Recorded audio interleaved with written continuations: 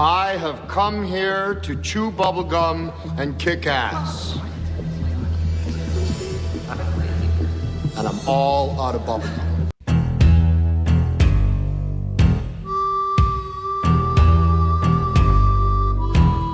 It has begun! It's showtime.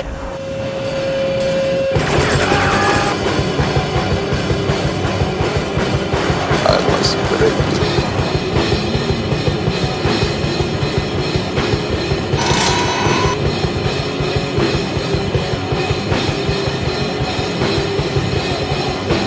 I'll be back. This is Video Store Clerks. Welcome to the store.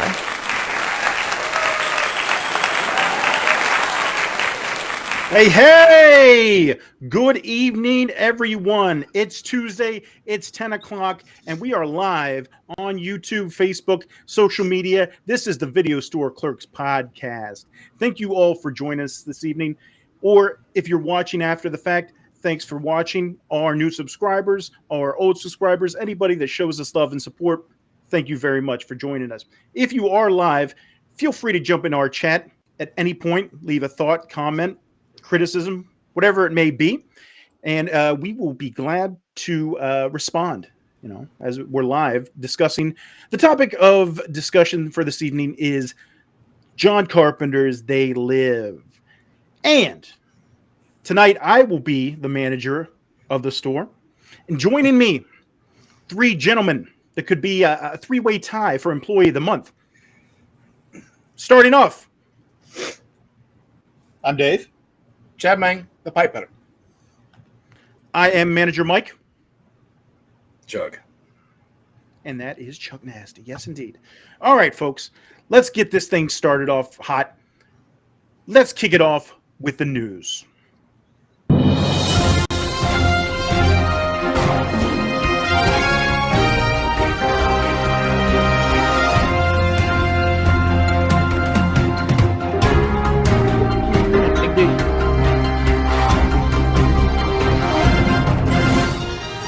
If you'll have to excuse me for a moment, I have a mental block. But Me too.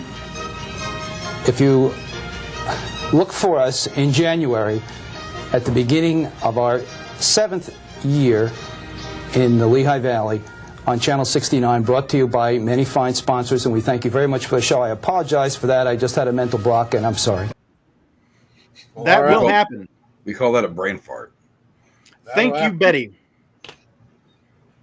That'll happen. All right.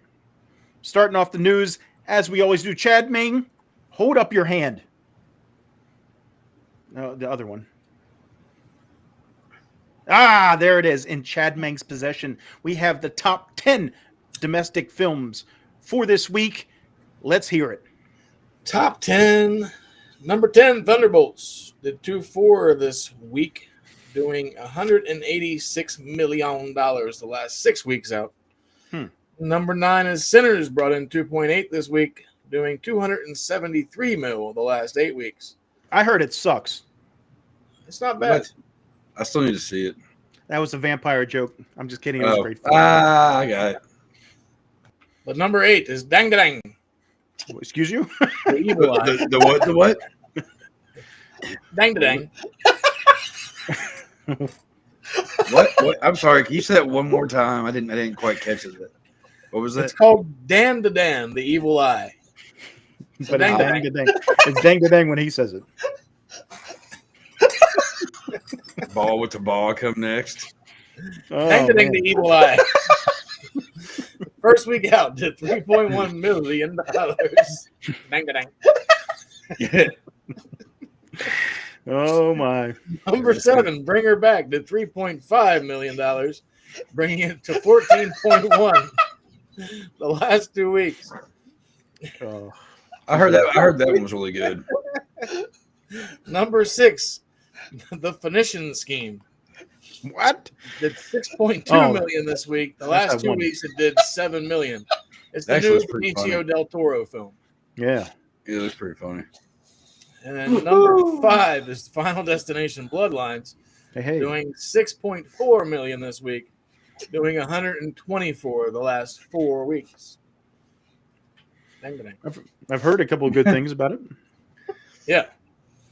Number 4, Karate Kid Legends did 8.5 mil this week, doing 35.2 mil the last 2 weeks. I haven't heard good things about that. Yeah, I wish I I haven't could heard anything about it, honestly. I ain't even looked. I'm over it. The last season of fucking Cobra Kai was terrible. Number 3, Mission Impossible: The Final Reckoning did 14.8 mil this week, doing 149 the last 3 weeks. Number 2, from the John Wick universe, Ballerina, first week out, doing $24.5 million. But it could not dethrone. Love that Joker. Yeah. It could not dethrone number 1. Lilo and Stitch, $32.4 million, bringing it up to $336 million in the last 3 weeks. Well, good for them. Running hot. Yeah, pumping it out. It's Fantastic. killing it. We got some dumb news, though, coming up here. Oh, great. So AMC gets annoying. Usually. They're going to be adding 30 minutes of ads and commercials before the film What? for sponsorship reasons. Yeah, I'm So not that- going to show up. That should be fun. And then Vin Diesel, his discrimination charges have been dropped, but he still faces sexual battery and wrongfully termination of his assistant. To So good what for him. now? I'm not a Wow. Diesel fan. Nah, not really. And Nick Jonas is to play Gene Simmons in the new Kiss biopic. What? Who is? Nick Jonas, one of the Jonas brothers. What? Okay. What? Yes. What? Yeah, it's That's just weird. exactly what I said. And then I saw this bit of news. Hmm. So, Gene Josh Simmons is Greenbaum scheduled is to to play. make- Never mind. Huh? I was gonna say what? Gene Simmons is going to be in a Jonas Brother pick. No, Nick Jonas is going to be in a Gene Simmons pick. Oh, that would be was, fun. That was the joke. You said never mind. Anyway, That'd go be on. fun. That would be fun if Gene Simmons played Nick Jonas in a Jonas film. That's what I'm saying. It'd be ridiculous. That's like Freaky Friday music style. They go to like the future, like because Gene Simmons is old and like Nick Jonas is just washed up and an alcoholic. Yeah, Yeah. Wow. that's how it goes. It got dark. But Josh Greenbaum is to do a new Care Bears movie for the big screen. Not as dark as the final rectum. How you doing? What is it? Care Bears Bloodlines? No, that'd be Oh, fucking it great. should be. Yeah. Care Bear stare. Hug lines. We got some Blum news.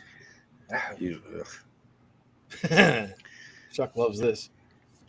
So apparently, Blumhouse is to be getting half of the rights for the Saw franchise, so they can do what they would like to do with that. Which is ruin it like they've done so many others. I thought they were done with Saw movies after the X one, but apparently I was wrong. More Blum give it to you. What? Blum News is Excellent. also going to do a film adaptation of the game Phasmophobia. What? Big game. It's like a scary game. Sturdy plays it all the time on Horror Star Sturdy. Sturdo Vision. It looks fun. What A is little jump scare video game. I mean, I like Phas? horror games. Phasmophobia. Is that like attached to Five Nights at Freddy's? Like Freddy Fazbear? Like, oh, okay. Nope. Just another fucking haunted video game. All right. And then Al Pacino's The Ritual gets a 0% rating. Wow. Rotten Tomatoes. Apparently, this movie is terrible. Unfortunately, that was weird. How you doing? What up? And the good bit of news, kinda, is they're doing a sequel to the Attack of the Killer Tomatoes franchise, calling it Organic Intelligence, with David Koshner, Catherine Corcoran from Terrifier, Eric Roberts, Samantha Bailey, And George John Clooney. Aston, and John Aston is reprising his role as Professor Nicholas Mortimer Gangrene. That's cool. Take my money. Yes. So that should be fun. So wait, who's that again? That's John Aston. Right? Gomez Adams. I thought he was dead. No. Don't put all that these out people. of the I think he's doing well, so don't jinx that one. Okay, so all these people here lately, that there's been a lot that I could have swore I remembered died. For the longest time, I thought Suge Knight died. Apparently, he's still alive and kicking.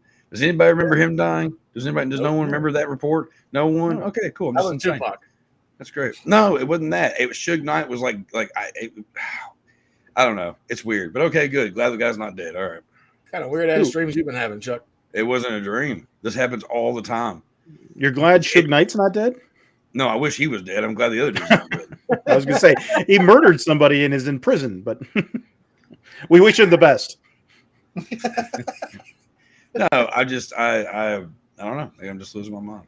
But that is the end of our news that I had founded. Oh, wait. I got to report this real quick. So, all right. Who here hates Jared Leto? I despise this asshole, and apparently he's got allegations on him for everybody's got for being a toucher. The guy has his own island full of like women that are in multiple ages. What do you think? Come on, the guy thinks he's Jesus. Fuck him. I'm happy to find that to prove that he is an asshole piece of shit. So yeah, I fucking hate Jared Leto. Fucking hate him. I don't dislike the man. I dislike him as Joker. True. I just like him. I just like him completely as a person because he's a piece of shit. Yeah, he thinks he's Jesus. And Jesus. Younger. Yeah, but he touches kids, so fuck him. Allegedly, the he video does store play in Lord of War, which is his best film with Nicolas Cage. Allegedly, it's obvious. But anyway, allegedly. Just saying. Will that affect the new Tron movie? I hope not. I hope it affects the new Masters of the Universe movie. Oh, that's right. I forgot all about that. Skeletor. Yeah, we're hoping. We're trying to forget about it before it even happens. Yeah. And of course, the passing of Sly Stone. We got to mention that. Oh yeah. Rest in peace to a legend. Musical. Yesterday? It was either yesterday or today. I can't remember. I think I saw it today. Register what you said because I was thinking Sly Stallone. No. We're putting a lot out in the universe. No. Yep, we've lost another musical icon. So there you have it. That is the news. Thank you very much, Chad Man, and da-dang. Let's go ahead. I just want to pop Dave. All right, let's get into it tonight. If you've been watching the show lately, we're doing Dealer's Choice every week. This week was my pick, and I decided let's go with They Live, John Carpenter, released in November 1988. So it's going on the 37th anniversary this year. 37 in a row. Directed by John Carpenter, based on a short story, 8 o'clock in the morning by Ray Nelson, starring Roddy Piper, Keith David, and Meg Foster. Man, this is one of those ones. Speaking of, we'll get to that. But this is one of those ones. It's probably one of my more favorite of the Carpenter films. It's definitely up there. I wouldn't say it's the top one, but I like it a lot. This is a lot of fun. It's only like an hour and a half long, very short and sweet. It's one of those ones where you watch it and you're ready for more. So, I don't like it when it's like, okay, we've gone too long and I'm ready to be done with this. It's one of those ones where you watch it and you're like, okay, I'm ready for more. You're craving more of this film, of this universe or whatever. So it's one of those things that I enjoy. Budget of $3 million. Ended up being a small success. They ended up doing 13.4 mil at the box office. So, a lot of John Carpenter's films aren't commercial successes. They end up finding their audience down the road and become a cult hit, and this is another one of those, small success, but not a big one. John Carpenter he, like we said, it was a short story by Ray Nelson, but he ended up taking it and switching it around to kind of accommodate the screenplay for him. It was kind of a social commentary, if you will, on Reaganomics that John Carpenter didn't agree with. And if you don't know Reaganomics, it's the economic policies of Ronald Reagan back in the 80s. And, JC just didn't, wasn't feeling it. So he kind of incorporated those thoughts and feelings into this film. And you see a little bit of that as you go on. But the overall arching story, we're following Roddy Piper as Nada, which, he's never introduced as Nada. We never hear his name or anything like that. It's a reference to George Nada from the short story. And this is probably Roddy Piper's biggest thing as far as film goes. He did a lot of television and everything like that. And of course his, story career in professional wrestling. But this is the one that he was kind of hoping would take off and kind of launch him into that universe of film. We had Hogan, already do it in '82 with Rocky III coming in as Thunder Lips. And then a year before this, Jesse Ventura is doing Predator. So you had a few guys from the world of wrestling that were trying to branch out into film, and Piper wanted to be one of them. And with this coming out and debuting at number one, it didn't really project him into the stratosphere as he had hoped. He had actually quit WWF at the time because of this. Him and Vince kind of had a dispute. Vince didn't want him to go off into Hollywood and do this stuff. He wanted him. He's like, if you're going to do it, well, I'll get you a certain movie and you do it. Do something else. He didn't want him to do this. And Piper was like, no, I'm gonna do this. He really respected John Carpenter. I think the thing that really put him over was The Thing. Roddy Piper loved The Thing, and he wanted to work with Carpenter. So he basically said, look, I'm done, Vince, and took a 2-year hiatus. He was planning to stay away for longer, hopefully have a successful career in the film business, but only ended up taking 2 years off and then coming back at WrestleMania 5 in Piper's Pit with Morton Downey Jr. But yeah, man, thoughts and feelings on Mr. Roddy Piper, man. Go ahead, Dave, Chad. Fucking, I don't know. Like I loved him growing up, watching him on WWF. Same. Like he always had like the good bits. He fucking came out with the killed on. He was the hot rod. Like you couldn't fuck with the hot rod. One of my favorite bad guys. One of the best villains ever. Maybe the best villain of all time. In the realism that Piper brought. You never heard Piper say, "I want to compete. I want to wrestle." He would say, "Fight. I'm going to fight you in that ring." He was trained by LaBelle, Stu Hart, and a couple others back in the day. Yes, storied career. I believe he wrestled a bear a few times, in fact. But yeah, like Mike said, Andre the Giant as well tried to branch out with the Princess Bride back in the 80s. Hogan a year later and No Holds Barred as well. But yeah, it just didn't, for whatever reason, it just didn't work out for Piper. But it's like that with I think all of John Carpenter's movies were like that. They just didn't do well at the box office. They found the audience on home video for whatever reason. I think every movie he ever did was like that. Yeah, we've mentioned that on pretty much every Carpenter film we've done. Yeah. Oh yeah. Like bunch of sleepers. Yeah. Like he's got the huge fan base way after. It's like studios didn't know how to market his movies. 100%. Yeah. They were like, what the hell is this? Alien, what? Yeah, like they live, I want to say I caught it on TV. It seems like, I know Hell Crumbs the Frogtown used to play on USA Up All Night all the time. I think this one might have as well. Yeah, TNT used to play They Live a lot. Yeah. It was such a cool movie. This is definitely it's in my top 3 of favorite Carpenter movies. Okay. What about you, Chuck? What were your earliest memories of Roddy Piper? He was always one of my favorites growing up. He was just always like so full of energy, and like he was always so like just maniacal.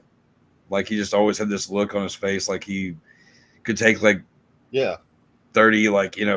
hits to the head, and like by I don't know, a studded barbell or something, and he'd keep on going. Like he just, I don't know, he just always seemed like he asked for it, like literally was like, come on, bring it. Like he was never a pussy about things. So I mean, you know, excuse my language. Piper pit, baby. But yeah, no, I always thought he was cool. And this was, I mean, this was kind of one of the reasons why, because I always loved this movie, like growing up. I was like, man, he's a badass, you know. Like it's cheesy in ways, but yeah, unfortunately, he didn't really get much time in the cinema sun, like I think he should have. Which we'll talk more about it, but I think him and Keith David, it'd been cool to see them in another movie together. I mean, they just worked so well together, you know. Yeah. Definitely. Oh, and also, I wanted to say something about the movie to go on to what you were saying earlier about how it's like once you start watching it, you just want more. One thing that I noticed about this movie, getting another rewatch after not too long watching it, or after a while since I watched it, was there's no fluff. Like they get it's right to the point. Like they don't like you never see Keith David's family. No, like you don't know like the whole story of this, that, and the other. It doesn't matter. You just know like it gives you like little inklings of things to make you go, all right, I think I know this guy's story, or I think what's going on with it. You know what I mean? And then it's like boom, right to the major point. There's no bunch of bullshit, and that's one thing I've always loved about this movie. Yeah, keep it simple. But just with one more thing with Piper's one I really miss. You know, we lost him almost 10 years. It'll be 10 years next month. Yeah. And he's one, you know, we lost almost, I don't know what the percentage is, maybe 8, who knows. We lost a lot of people from that era. Yeah. Surprisingly, the ones that will probably outlive us all are Hogan and Flair. Yeah. Well, but yeah, Piper's one I think Piper and Savage are the ones I miss the most. Yeah, being a right. fan. I can agree with that. I forgot. How did Piper pass? Was it cancer or was it a heart attack or something? I think heart. Heart. I think his heart just gave out. Yeah. And, you know, Piper was such a showman. I mean, if you look back, WrestleMania 1, it's Piper, Orndorff, Hogan, and Mr. T. This is what sold WrestleMania 1 was Roddy Piper. You know, you have the Hulk Hogan and Mr. T, the big names and everything like that. But in order to sell a match, in order to sell something as big as WrestleMania, you need a villain. And Roddy Piper was one of the best villains of the 80s and 90s and just in wrestling history. You know, you couldn't beat him on the mic back then. You know, he pure entertainer, pure sportsman, and a great guy. So we definitely miss him. And, you know, this is just a testament to his career. Now, getting into the film, it starts out, we got the intro. You see the They Live, and I love the dissolve, how it goes into the graffiti on the wall right there by the train tracks. And we see Nada, Roddy Piper, walking along. He's like a drifter now. You know, he's going around. He's in LA looking for work. So he goes in and talks to the lady. You know, I'm looking for a job. She asks him a few questions, says there isn't anything for him. He moves on, ends up going to a construction site, trying to get a job there. Guy says, hey, it's a union job. And he looks over and he sees guys that are clearly not in the union. Like, well, then can I please talk to the shop steward, sir? And then he's immediately hired. So he's working under the table at this construction site, and that's where he ends up meeting Keith David, man. And talk about careers. This guy has been in so many great films. His, you know, even more so lately. I was mentioning last week how my buddy Joe had gone down to the Dallas Fan Expo, and Keith David had a huge line, and it's even more so his career in his later career is he's done a ton of voiceover work that he's known for. Spawn. Yeah. Spawn. He's one of the main guys in Halo. Just the list goes on and on. But if you go back 80s, 90s, I mean, he was even cooking before all this. You know, we had the Thing, obviously, Platoon. Then he does this film. He's Roadhouse. Men at Work. Yeah. Lewis. And then And then one we just talked about not too long ago, Quick and the Dead. So a lot of great films, man. This guy, it's like one of those ones where if you've watched a movie, you've probably seen Keith David at some point in your viewing career history. Very recognizable face and voice. 100%. Yeah. Great talent. So he ends up meeting Frank, Keith David's character, at the construction site, and he doesn't have anywhere to stay. He's homeless. And Keith David says, "Hey, come over here to the shanty town. They got food, a place to shower, and all that." So, not as kind of a little bit cautious at first, and he's following him around and like trying to make sure this guy's legit or whatever. And they end up going over and kind of building this friendship. He gets to see this little homeless area in L.A. and he meets one of the main guys, Gilbert, who's played by Peter Jason. Yeah. It was also in the thing. True. So yeah, he's one of the main guys of this shanty town, and he's just kind of getting acclimated to this situation. It's like, he's meeting some people and kind of starting to fit in with this community. But he notices a few things are off. And he sees guys like Gilbert and a couple other people going over to this church, and he gets his suspicions are arisen, if you will, and he's wondering what's going on over there. So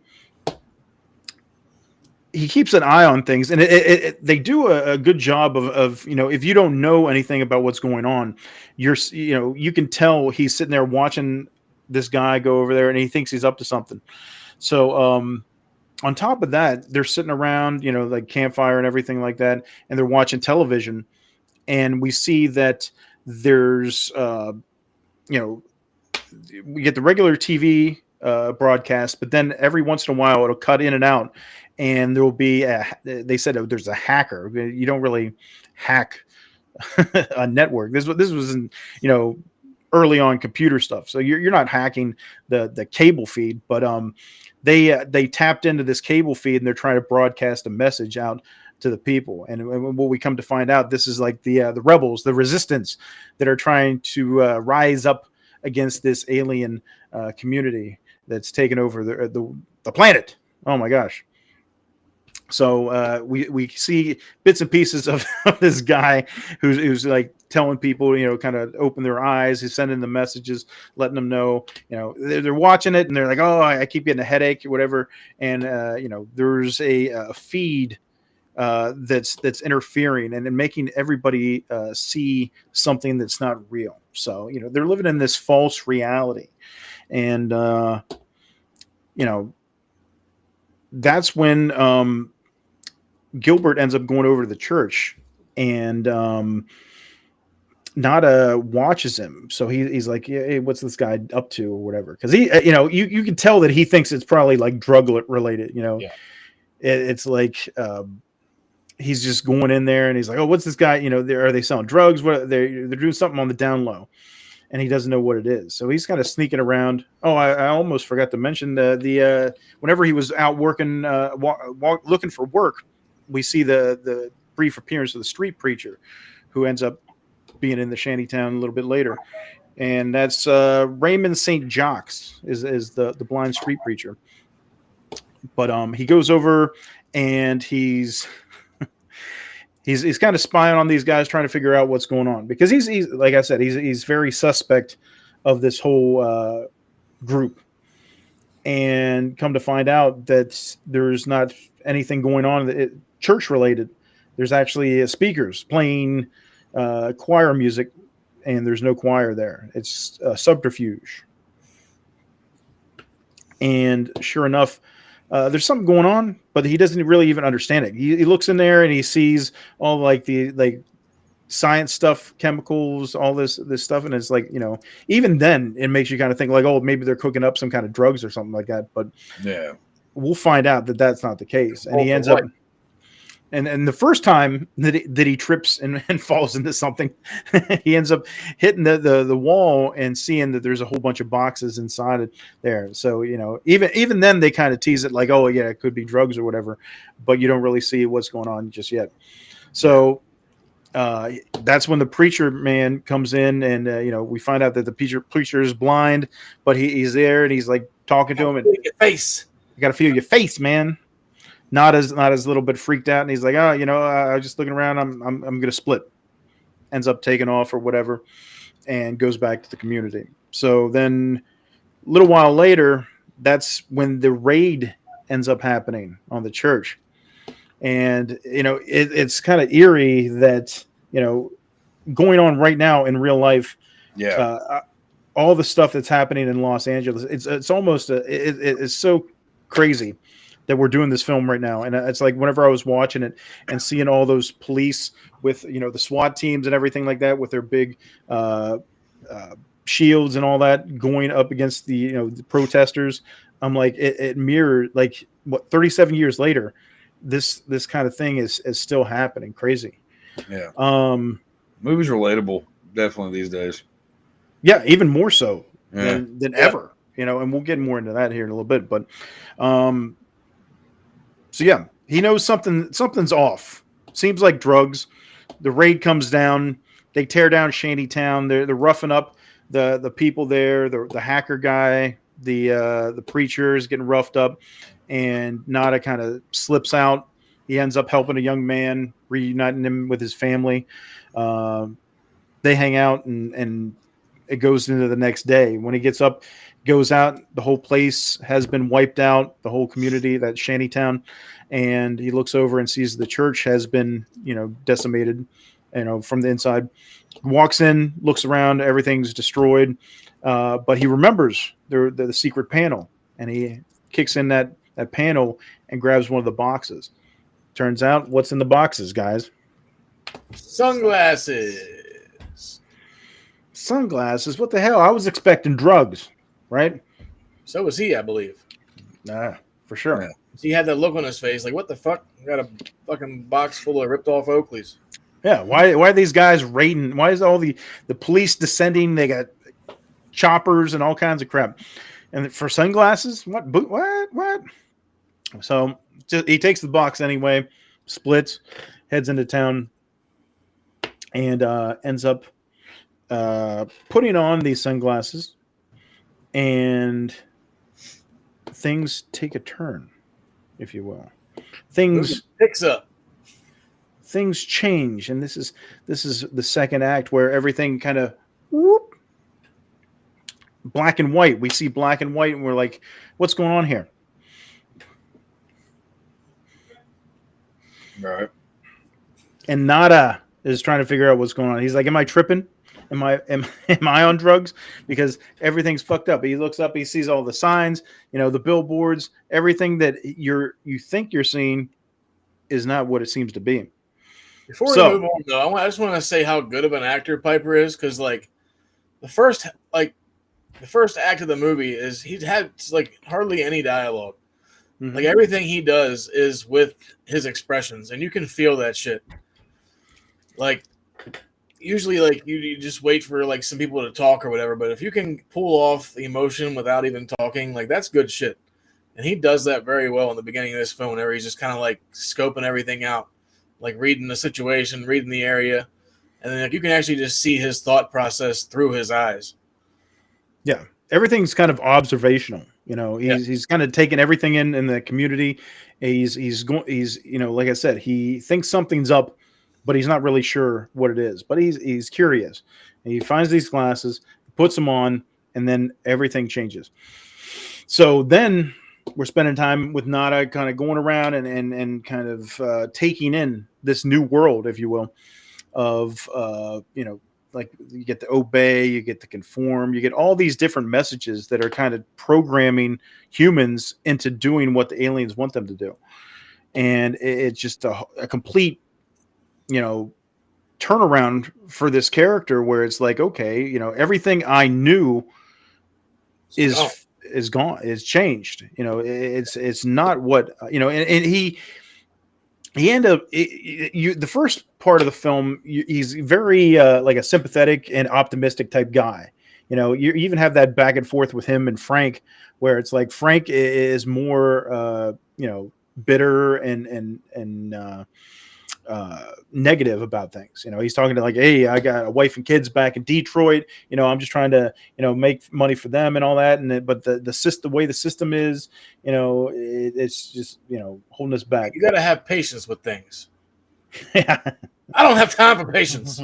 No, he's, this is the real world, man. You gotta fucking deal with the shit that's happening. So he's kind of, he's looking at it from a perspective of, hey, it's us against them, but he thinks it's the class system. He doesn't realize that it's humans versus aliens. It's more of the poor versus the rich. You know what I mean?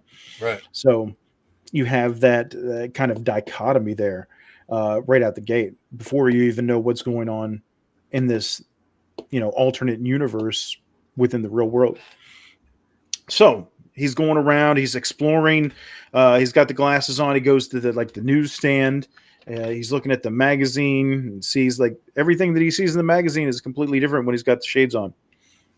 Woo. Yeah, all the advertising is just subliminal messages. Yes. And then he looks up and one of the gentlemen there at the newsstand has a different kind of face. A very disturbing look. Yes, if you look down there in the corner, it's that look. It's revealed that we got aliens going on here, man. We got something otherworldly. This isn't a human being. This guy's face is all fucked up. I like how they scan down to the money and it says, "This is your God." This is your God. Yes. It's all about so even that, it's all a work. But yeah, man. What do you guys think about this? Like I said, we talked about the first act and kind of him getting acclimated to things in this Los Angeles area, and now he's kind of figuring out something, this whole new world. What are your thoughts, kind of leading into this second act, Chad?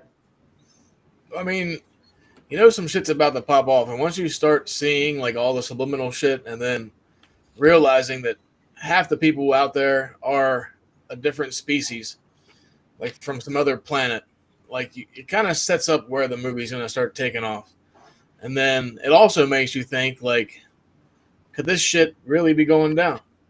It is going down. There's so much crazy nonsense that's in the world and unexplainable shit that you never fucking know. Like, I know Chuck's a big fan of the lizard people. So, I mean, they could be a part of all that shit. There's definitely something. If it ain't the lizard people, there's definitely something. And I think we just don't have the technology yet to have the right sunglasses. Truth. It's definitely one of the more creative social commentaries to come out of the 80s. I think this and RoboCop were probably the more famous.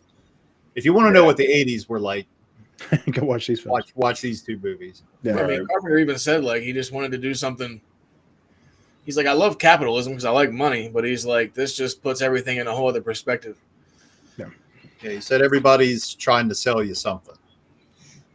Oh, yeah. Which is why, like, I think in this film he used a pseudonym for his name as Frank Armitage, which is actually Keith David's name in the film. Yep. So he used that because he was tired of seeing his name plastered all over everything, and he didn't want to do it for this movie because of the topic. Yeah. Because he was like, he said, like, after he did Christine, it was like John Carpenter's Christine, music by John Carpenter, like directed by John Carpenter, written by John Carpenter. He's like, that's just too much of me on one film. Yeah. He just didn't want to do it. So that's why he started using different names for either his music or the act, like some of the scoring and the screenplays and stuff like that, that he would put him in a different name so his name wasn't plastered on everything. Yeah. And another thing is that he ended up, one of the things that Roddy Piper admired was the fact that, we talked about the shantytown and kind of all these homeless people in LA. He actually hired real homeless people and fed them, for this film. And Roddy Piper really admired the fact that he went out and did that. It's one of those things, there's certain people that that do that. We talked about Robin Williams. He had something in his clause, whenever he got hired for a film, that production had to hire a certain number of homeless people for the film. So, there's definitely people out there that look out for, the downtrodden and those in the homeless community that need assistance. So it's always nice to see that sort of thing. Not only Robin Williams, but also John Carpenter. Or reading about another thing, and they were saying how he was also paying them, I think it's either $50 a day or $50 a week or some shit like that, on top of giving them food, so that way they could put themselves up somewhere for a little bit. Right. So he was really helping out the homeless community in LA, because I know they did a lot of the alley scenes is right behind his office in LA. Mm-hmm. Yeah. So yeah. Chuck, is there anything from this first act or leading into his kind of revelation of this new world that you really stood out? Any kind of scene or interaction or quote or something like that it might have taken off in that first act for you? When he puts the glasses on and he's at the magazine stand, and there's that older guy standing there, and he was looking at him, he's just like, "What the hell?" And then when he, because when he starts realizing not everybody's like that, and then he starts going to the different places and seeing things and going to the grocery store and all that. Just him actually getting oh wow, because the Roddy Piper's character is kind of more of he tries to be man, you got to be more positive about life and blah, blah, blah, and not everything's bad. And then that's kind of the moment where you realize, oh, wait, there's some bad shit going on. I've been kind of blinded by it this whole time. Yeah. Everything, that realization. Yeah. That everything you knew or thought you knew has just changed in that, split second.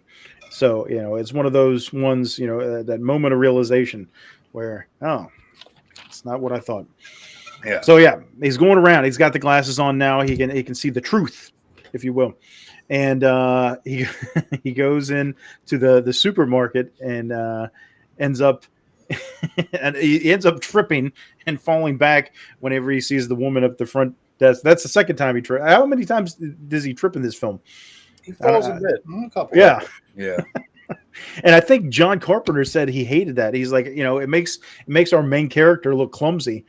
But he later on he changed his mind about it. He's like, oh, it's fine. But he ends up seeing that woman, and that's his first interaction with one of the aliens, where he's kind of talking shit to her. And he says, it looks like your head was in the cheese dip back in '87 or something like that. Yeah. So your head fell in the cheese dip back in 1957. Yeah. And so she's offended, because she doesn't realize that he can see just yet. But then he kind of spoils it. He gives away the fact that he can see her different side. He's like, oh, he announces it. Yeah, to everybody. When you put these on, it's like, wow, yeah. It's like you're okay. This one's these real guys fucking ugly. These guys are okay. This one, real fucking ugly. Hey. No? Okay.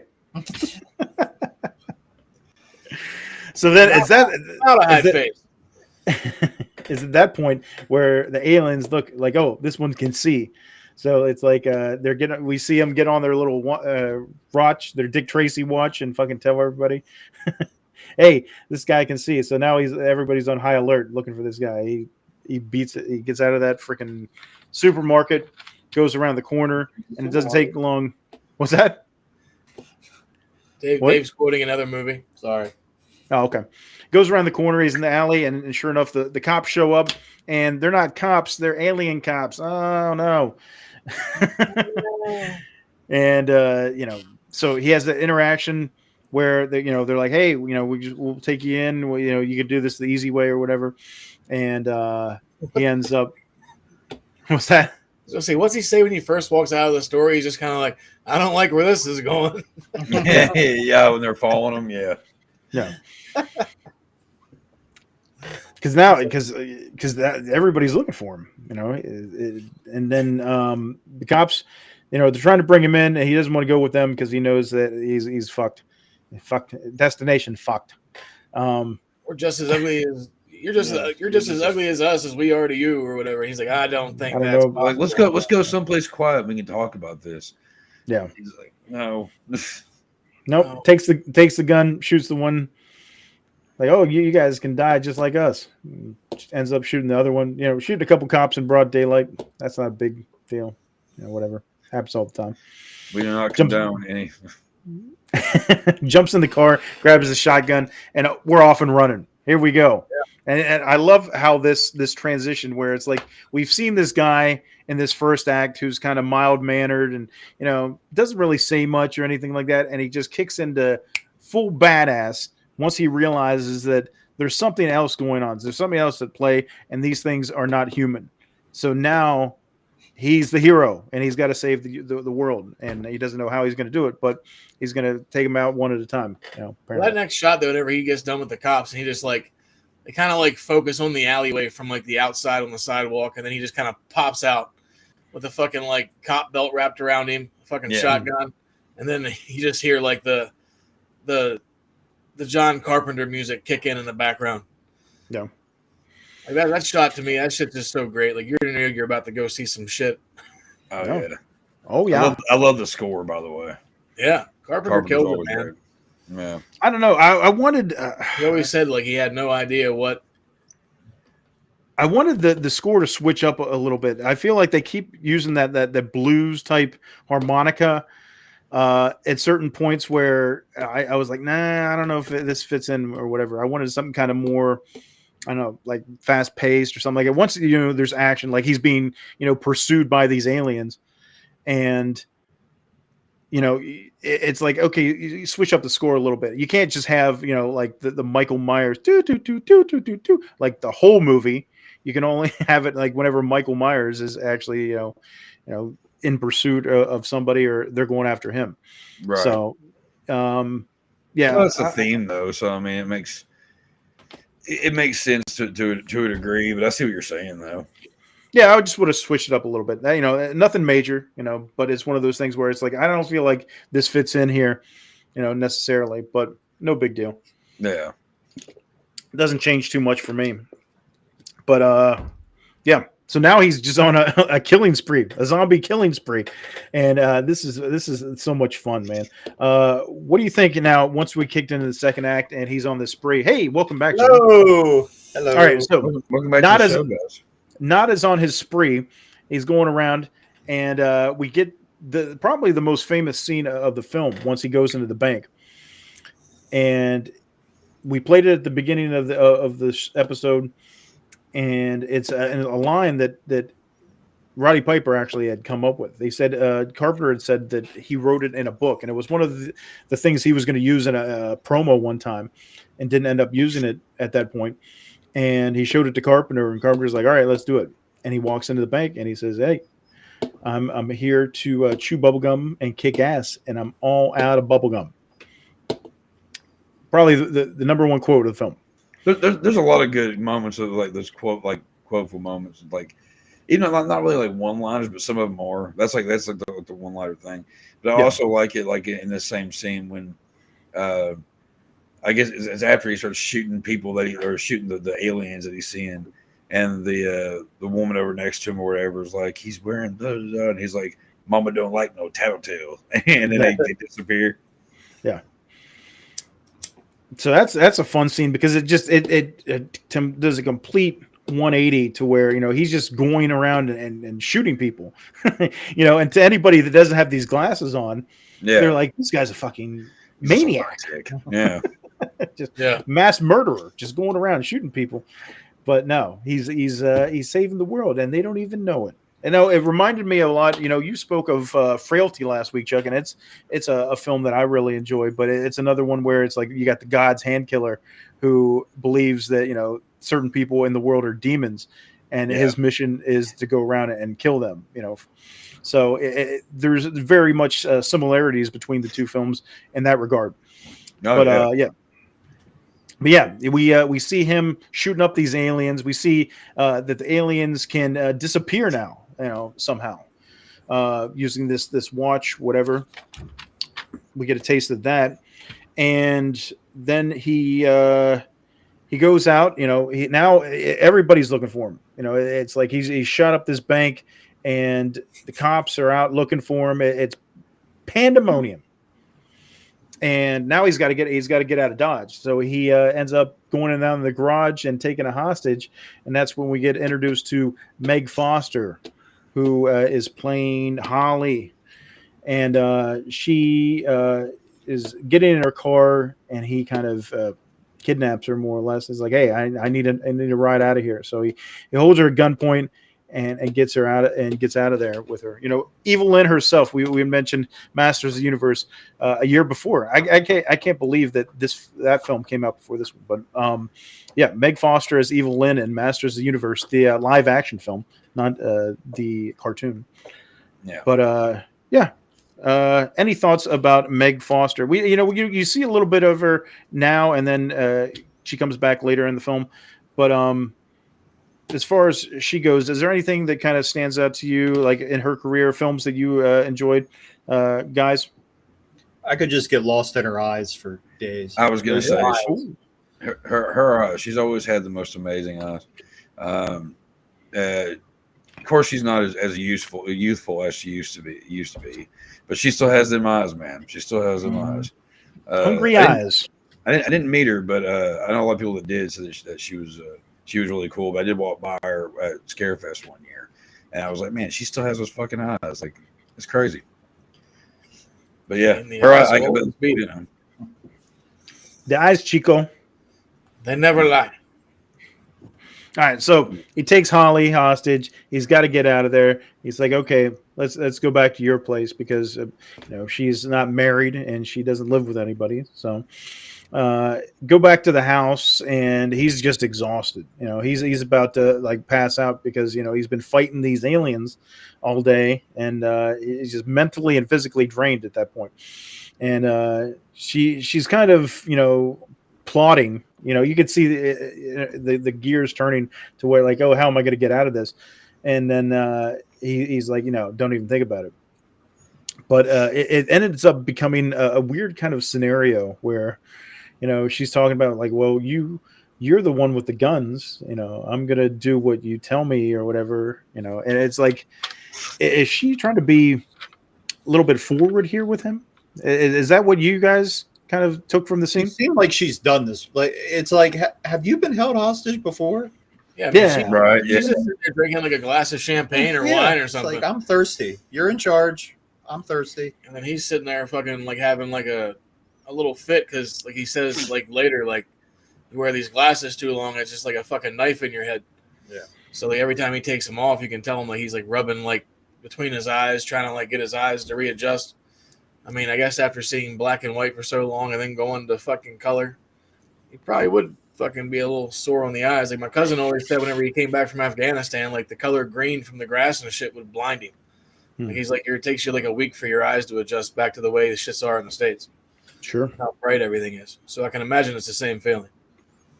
But it feels like, I don't know, maybe it's just me going back and watching it all these years later, but it comes across to me like a kind of a dominant, submissive type situation where she, like, you're in charge, and I'm like, is she trying?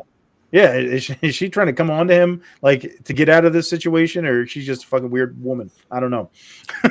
Either way, I like it. Yeah.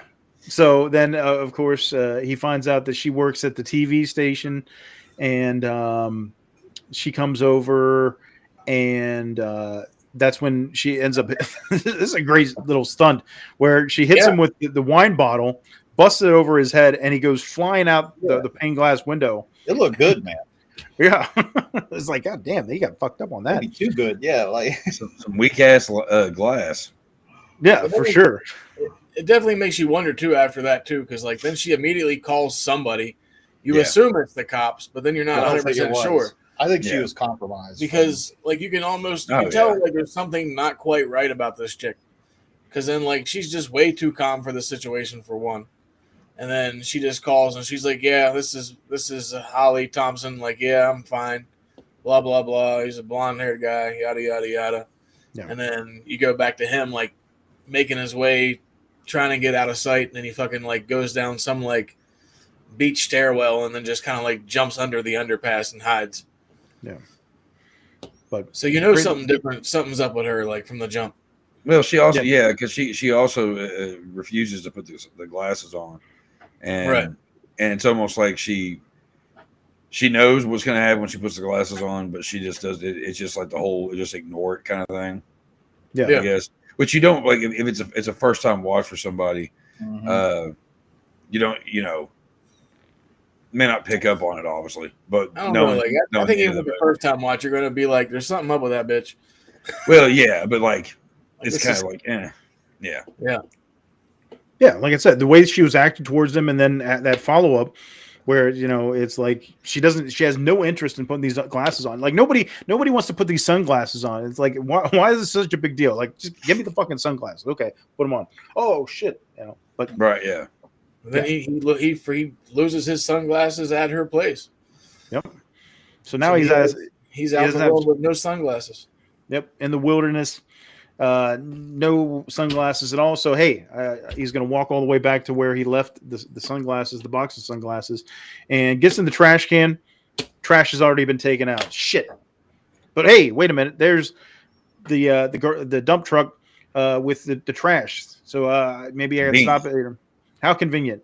We're gonna go open it up and climb back in there and dig around and see if I can find these sunglasses, because I need to find these fucking glasses, man. All right. Otherwise, I don't know anything. So gets in there, finds a pair of glasses, gets dumped out of the truck, and then ends up going back to the construction site. And now he's a wanted man. He's on the lam. He's hiding out, and he goes back to the one guy he thinks he can trust is Frank. And Frank's like, "What the fuck are you doing back here, man? You need to get out of here," and try to give him some advice, saying, "Hey, look, I don't know how many people do you kill? Just get out of here and make sure." He's very, like, "You're all over the news. Get away from me." Yeah, he doesn't want anything to do with this guy. Like, oh my gosh, this guy's a maniac. Because like we said, to everybody else, he looks like a nut job because they don't see what he sees. But he's trying to explain it to him or whatever, and Frank doesn't want any part of it. So he ends up taking off, and then Frank hunts him down to give him his pay. He realizes like, hey, this guy, I'm trying to be nice by this guy because they had kind of built a relationship over there in the beginning. And he's like, here's your week's pay, and throws them. And I think he throws the money. It goes like right in that box. Yeah, doesn't it? yeah. I was like, great shot. Ever. And then we go into this sequence where it's like, Nada's trying to get him to put on the sunglasses. It's like, hey man, everything isn't what you think it is, and he's trying to explain to him. He's like, I don't want nothing to do. I don't care. He just has no interest in hearing what this guy has to say. So it leads into this sequence where they fight for 5 minutes and 20 seconds straight. And this might be one of my favorite parts of the film because it's kind of comical, how long it goes on, because it's like they start fighting, and it's like one of those knockdown, drag out brawls. I think Carpenter said in the original script it was only supposed to last like 20 seconds, and they end up just like beating the hell out of each other. And they had rehearsed it, I think, at Carpenter's house for like a week or two. Yeah. And he was like, all right, these guys put the time and effort into it. Now I'll go ahead and film it. And this comes out where it's like, okay, they're just beating the hell out of each other. And it's like, when you think it's like, okay, they finally stop, then boom, they go right back into it. And like I said, it just drags on and on. What do you guys think about this fight scene? Chuck? It's legendary. Yeah. I mean, so much in fact that at South Park, redid the entire scene. The entire scene, like you can put them side by side, and it's the same choreography. Like it's what, Timmy versus Jimmy. Yeah. And I thought that I was pretty sure that I heard it somewhere that like they decided they wanted it to be a longer, more of a drawn out thing with a little bit more action to it because of Piper's being a wrestler. Yeah. So, but yeah, it's classic. John Carpenter Shouldn't have worked, but it did. Yeah. Yeah, it's probably one of the most, like, I mean, I'll even go on record saying it's probably like the most well choreographed fight scene ever. Yeah, it's one of my favorite ones too. It's the funniest too. It's up there for a street fight, you know what I mean? Like, not like martial arts films, just a straight up street fight. Like, it's one of the best fights on cinema. Like, It's hilarious. it doesn't get any better. And then even like Keith David was like, yeah, he's like, I thought it was great. He's like, I felt safer doing this with anybody else than Roddy Piper because he's a wrestler. Like, he knows how to land stuff. He knows how to fake stuff. He knows how to teach me how to land. Like, I mean, there's probably like 6 different wrestling moves in this, like sidewalk slams and back body drops and all kinds of shit, suplexes. Like, like all the good shit's in here.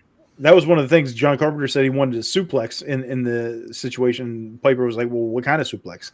And he actually gave John Carpenter the different moves to show him, be like, okay, well, this is back suplex and whatever.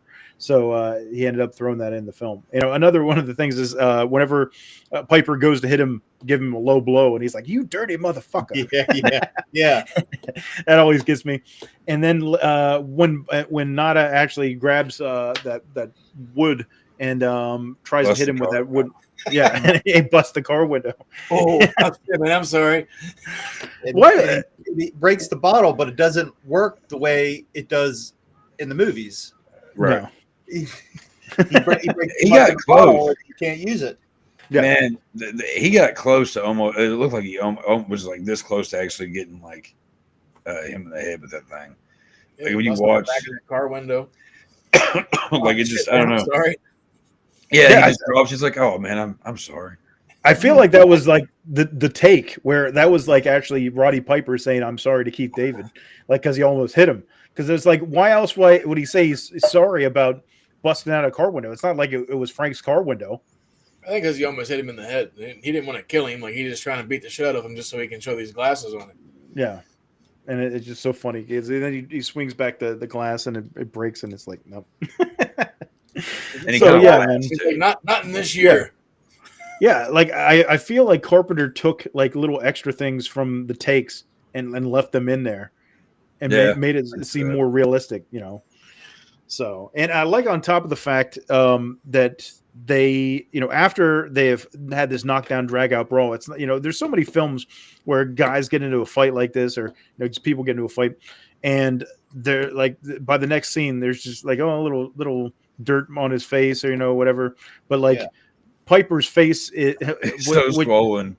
Yeah, it's all swollen and beat up. It's like, looks legitimate until well, they end up going, once he, all right, we'll get into that. So they have the fight. He finally forces Frank to wear the glasses and sees what's going on. So now Frank's on board. He's like, holy shit, and they got to go and find a place to hide out, So they go over to this hotel, get a room.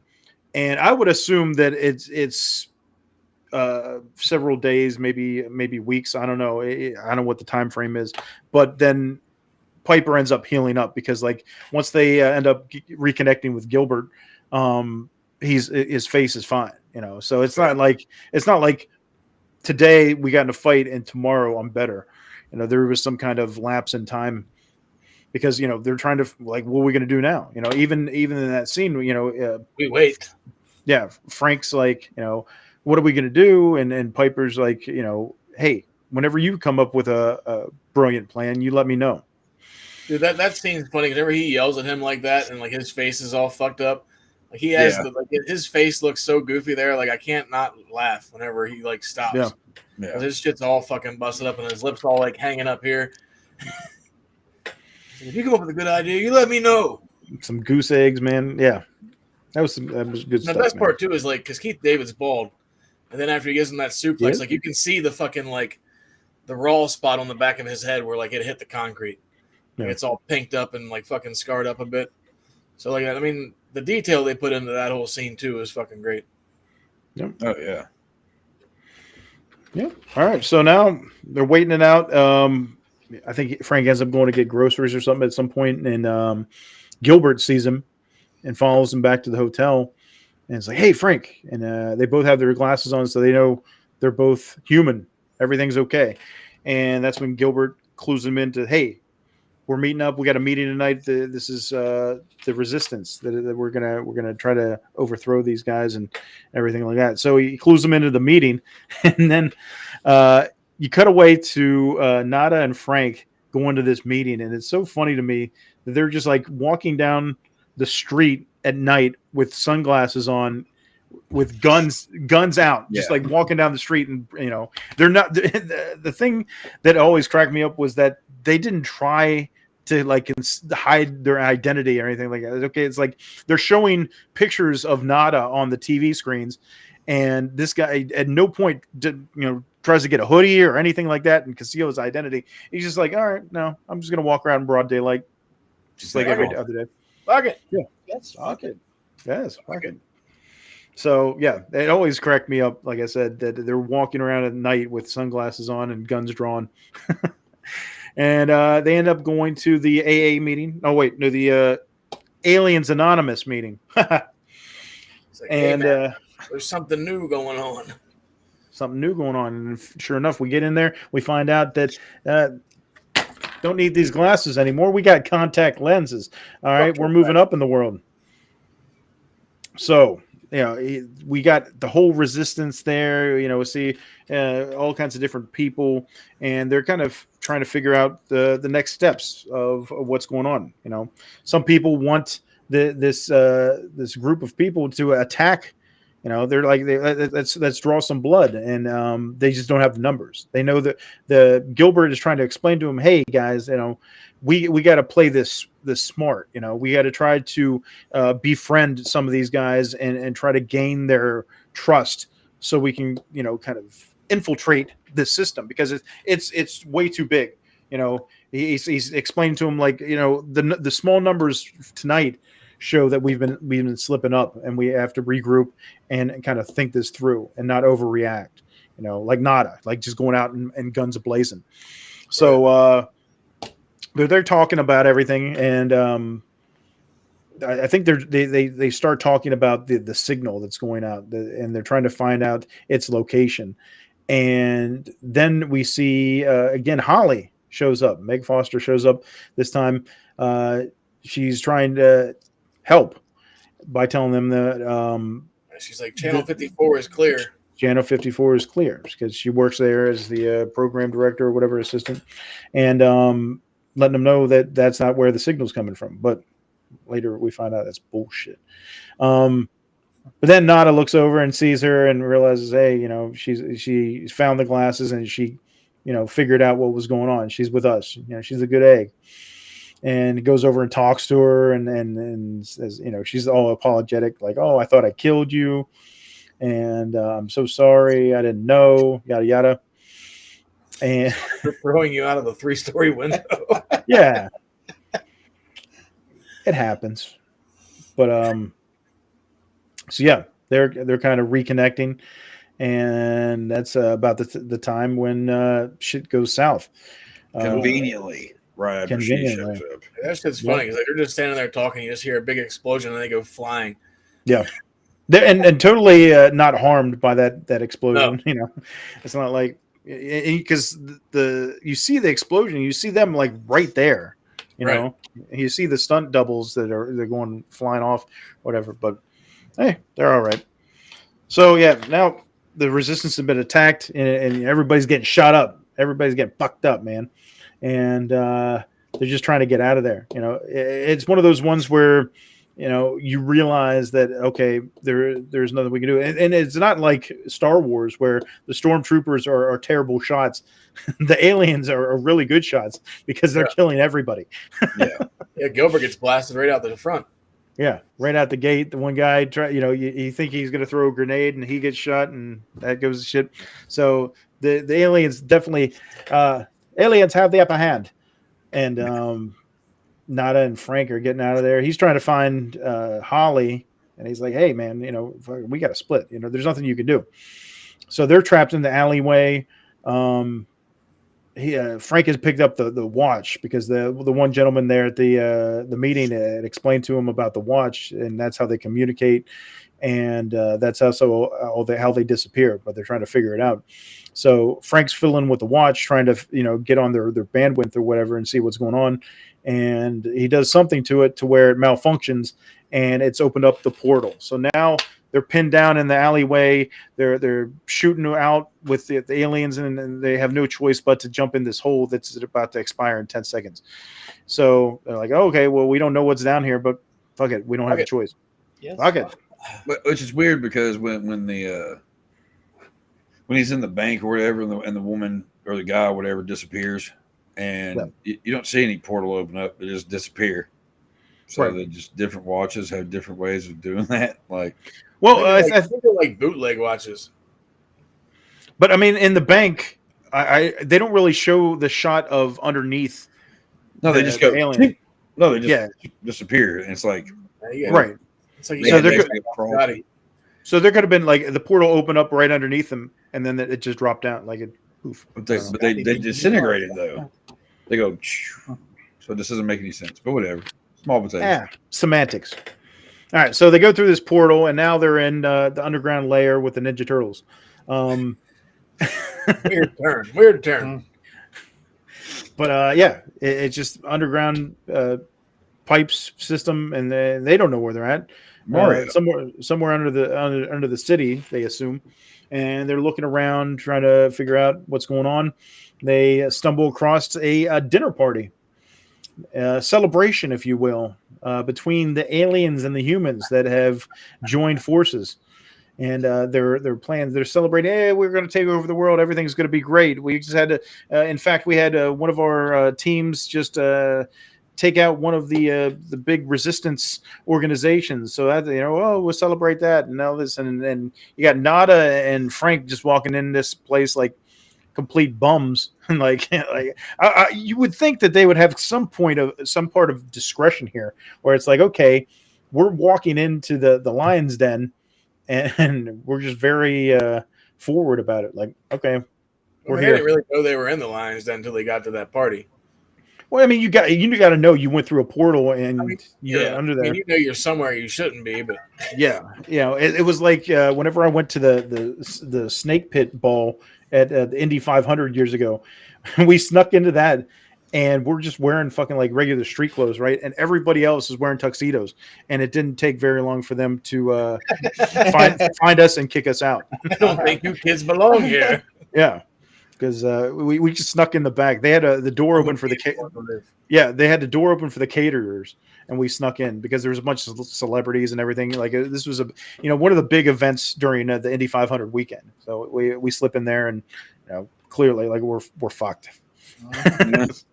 So you would think that these guys would have the same mentality, but they're watching what's going on. They're listening to this guy speak and everything like that. And then we got one of the drifters from Shantytown earlier that we saw, played by George Flower.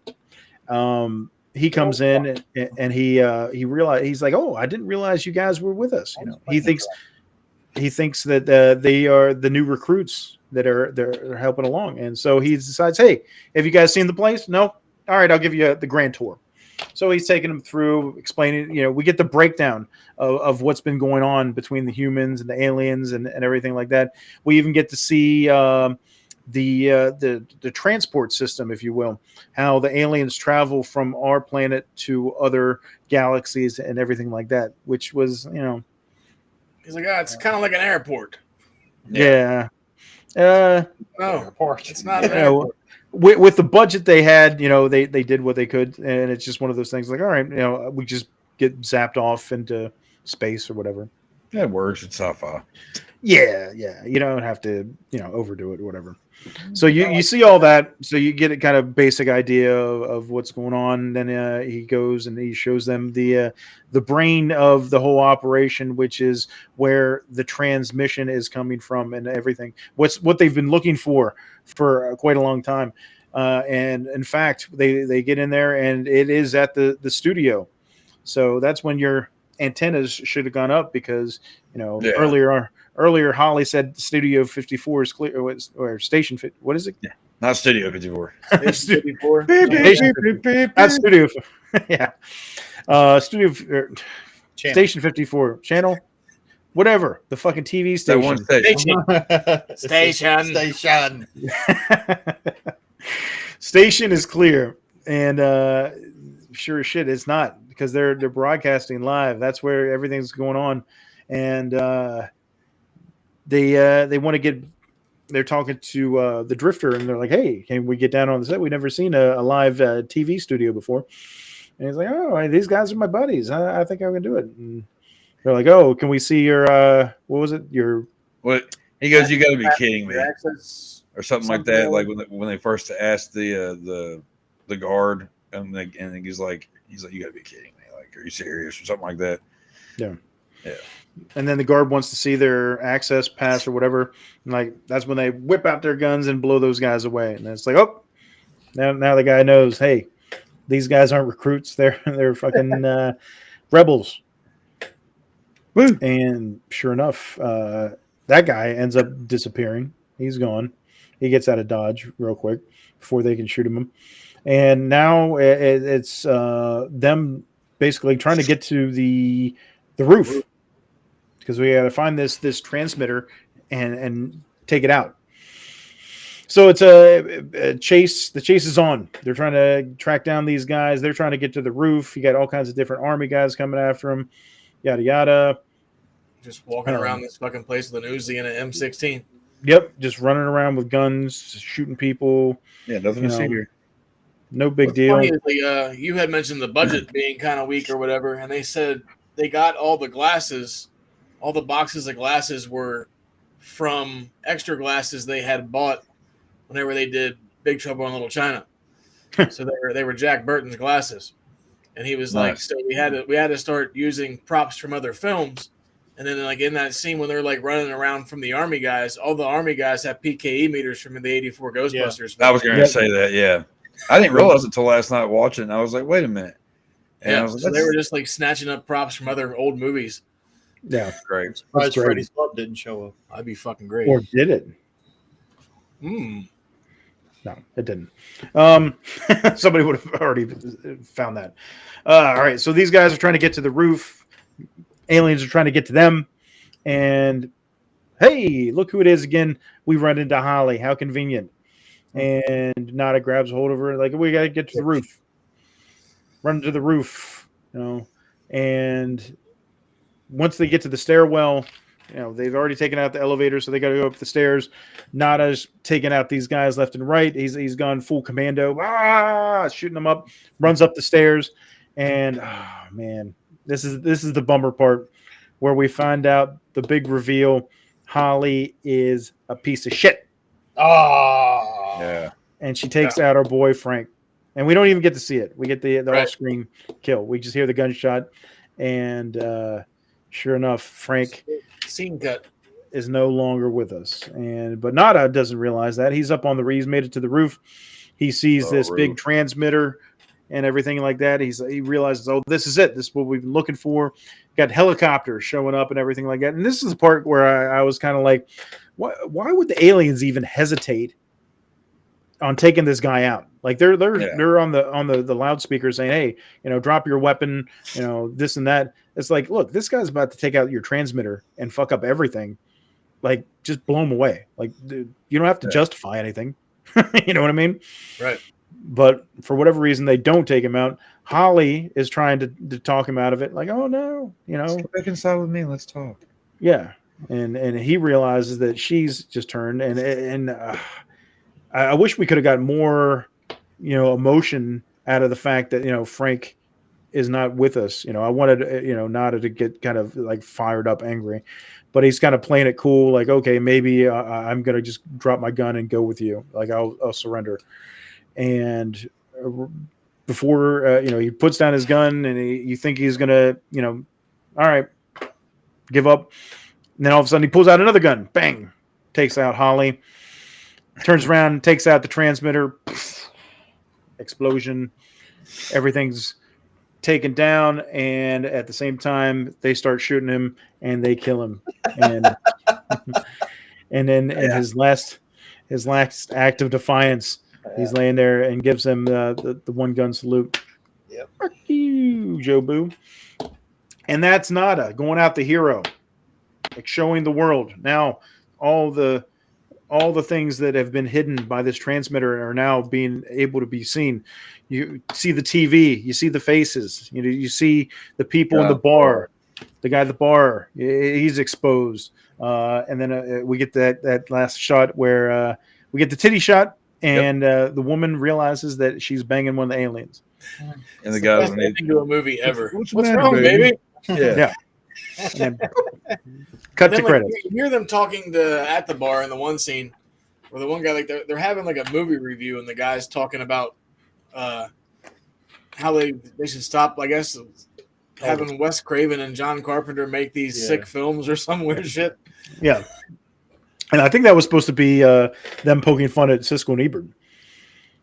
Yeah. Basically saying that those guys are aliens, Right. Because idiots, whatever. Which makes sense. Right. So that is John Carpenter's They Live. That's the full rundown of it. And our boy Nada goes out the hero. Another thing you were talking about, Big Trouble in Little China, which Carpenter just did a couple years before this. He had originally tossed around the idea of using Kurt Russell as Nada in this film, and ultimately decided like, hey, I just put him in like 4 other of my films. Like this might be a little bit of overkill of Kurt Russell, and ended up going with Roddy Piper, which I think was the best decision. I mean, I could see Kurt Russell. I could, even the way Piper looks with his hair and everything like that, he looks, like Kurt Russell. So I could definitely see Kurt Russell in that role. You probably would have got more acting out of it. You can tell that Roddy Piper isn't a trained actor.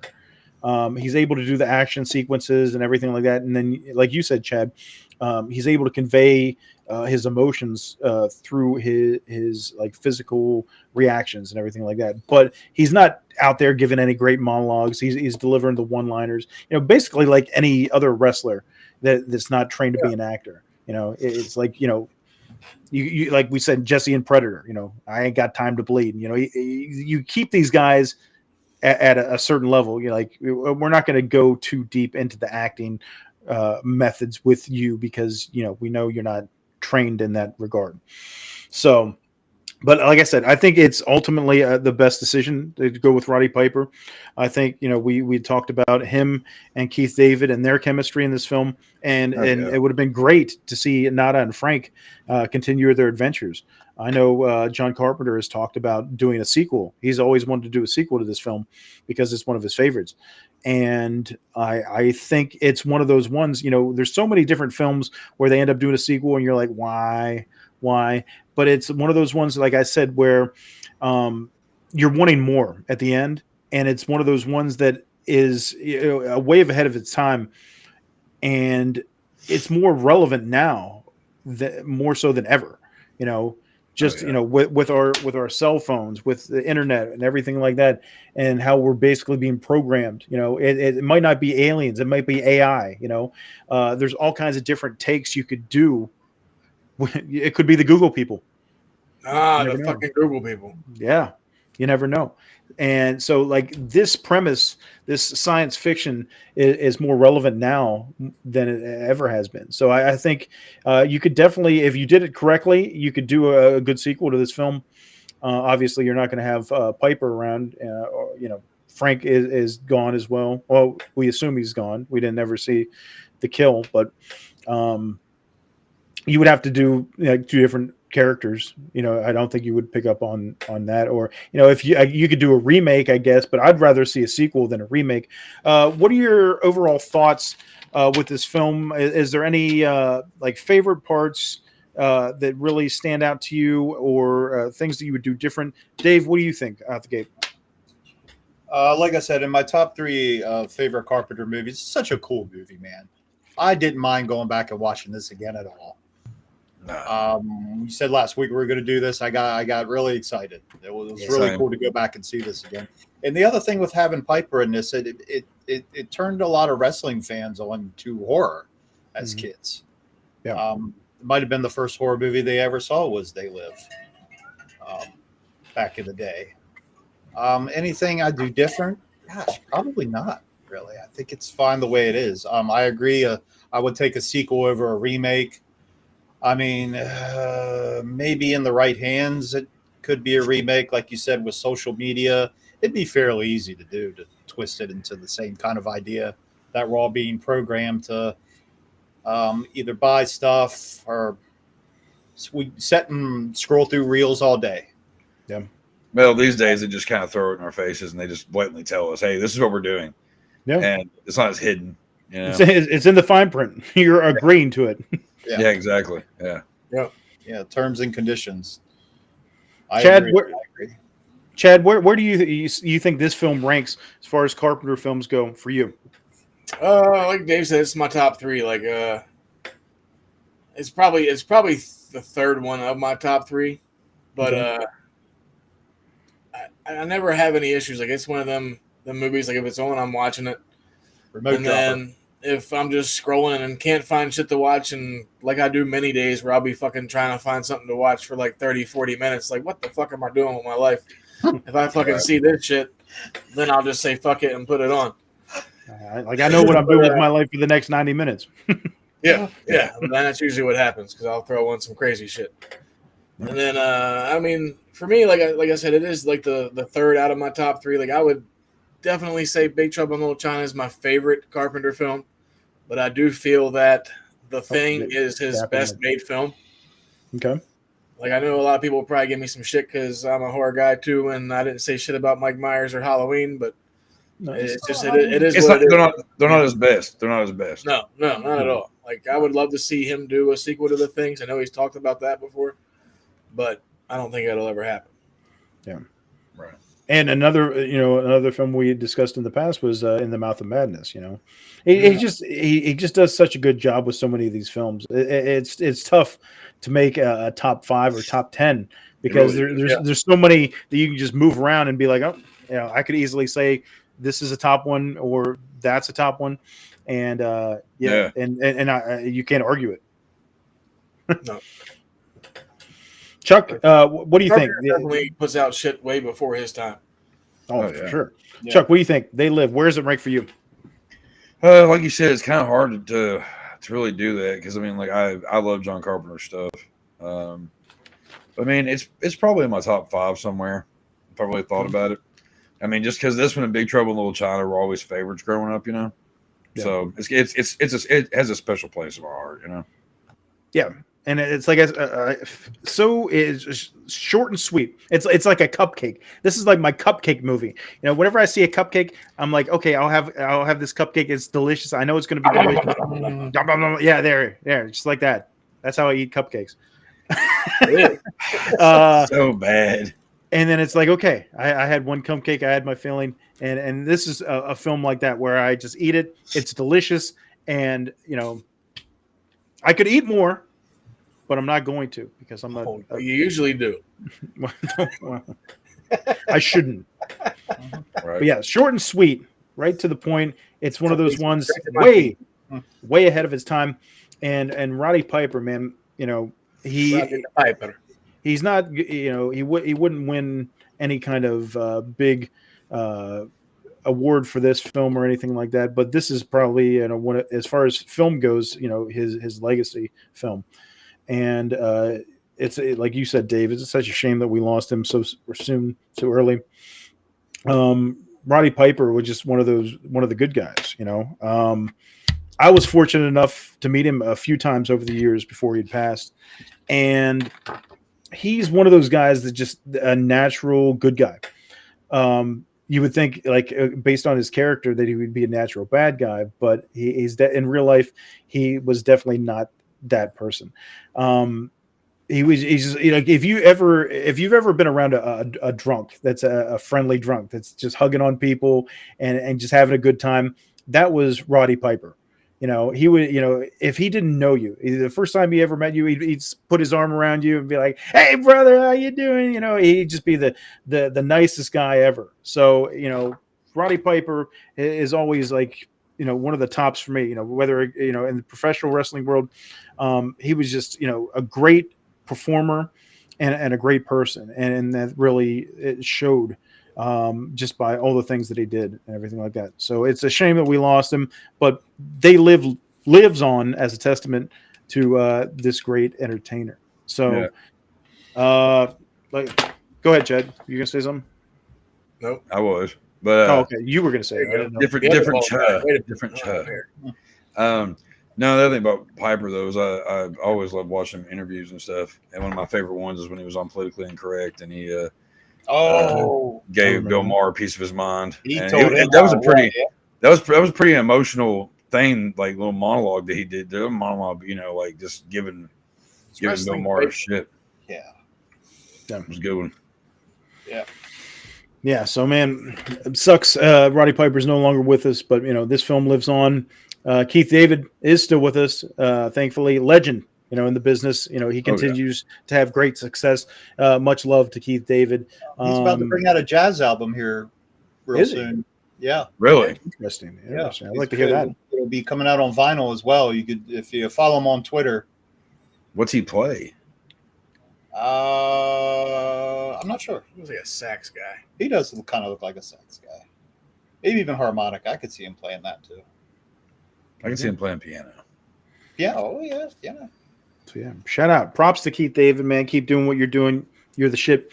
John Carpenter, another one. Fucking boom. This guy, this is what makes him the legend that he is. That it makes him one of the top directors of our lifetime, of all time. He's the last great horror director. Very much so. And this is just another one of those ones. Boom, get the stamp of approval from the Video Store Clerks. So They Live, fucking classic, 37 years. We love it. Moving on. We're going to go ahead and queue up that random clip generator, get a copyright claim, and see what has been cooked up for us this week. So let's check it out, boys. All right, let's see here. Warm up, fucker. Go. Button. Who's got the button? Just the pussy I was looking for. It's the old snatch grab. There you go. Click through. I don't think I've ever seen that. These strings being a dick today. Eye of the cat. So there you have it. That's the random clip of the week. I hope you guys enjoyed it. We always have fun with that. You know what? It's about that time to go ahead and queue up the ads. Because we're trying to sell some shit over here. Kept thinking of Mac and me. Buy, obey. Where's the? Hey everybody, Laser Trading Company is on YouTube. See some of the videos from Mike's travels and experiences. If you haven't already, please head over and subscribe. 7,800 and growing. Thank you all. Laser Trading Company is also available on eBay with various merchandise and collectibles. Hundreds of great gift ideas. That's Laser Trading Company. Laser Trading Company. Laser Trading Company.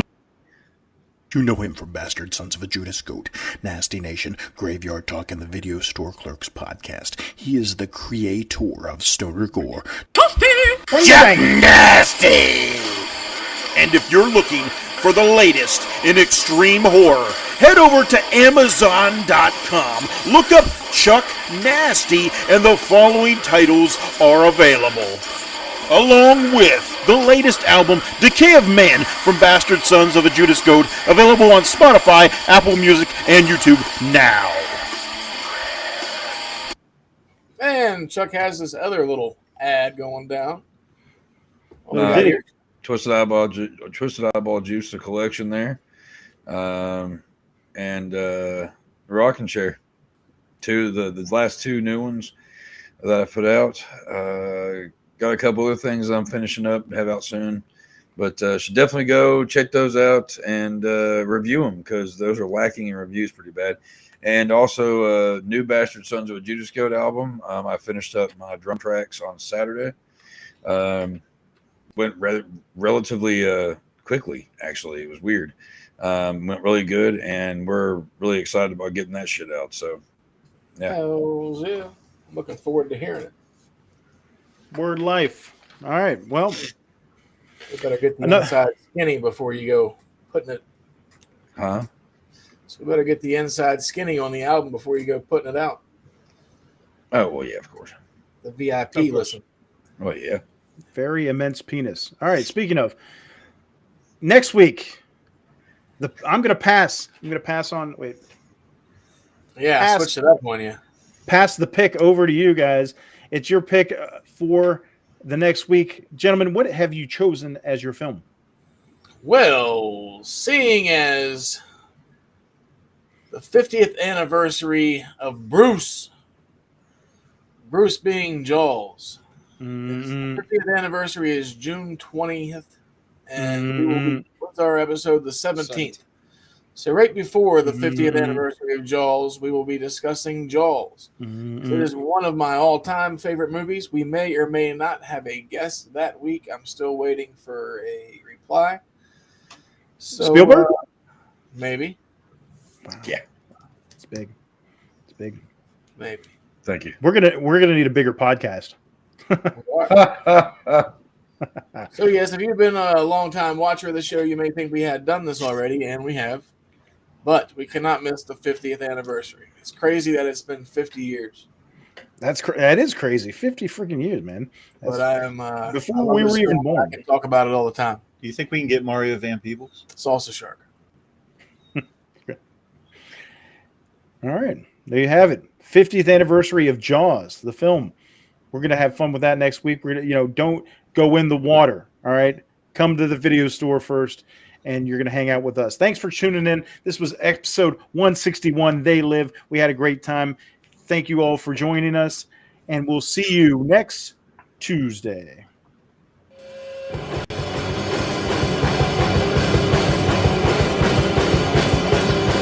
Bubblegum. Mama don't like tattletale. Obey. Consume. Do not question authority.